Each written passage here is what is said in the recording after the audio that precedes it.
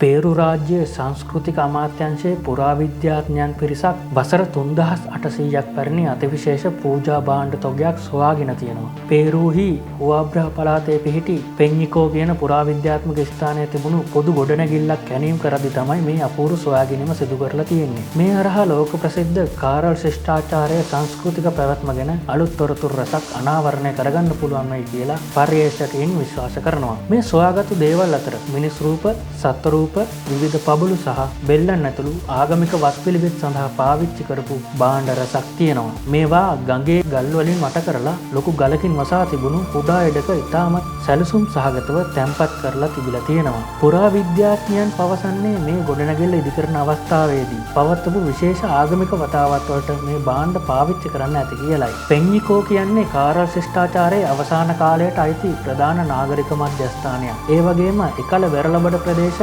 කඳුකර ප්‍රදේශ සහ ඇමර්සන් වනාන්තරය අතර සිදුවුණු වෙළඳ සහ සංස්කෘතික පුවමාරු ගැන අධ්‍යයනය කරන්න මේ ස්ථානය ගොඩක් වැදගත් වෙනවා. ඇමරිකානු මහද්වීපයේ බිහි වුණු මුල්ම සංකීර්ණ සමාජයන් සහ පේරු රාජ්‍යයේ සංස්කෘතික පරිණාමය ගැන පර්යේෂණ කරන අයට මේ අලුත් සොයා ගැනීම මිල කළ නොහැකි සාක්ෂියක් වනු ඇති බවයි විද්‍යාඥයින් පෙන්වා දෙන්නේ.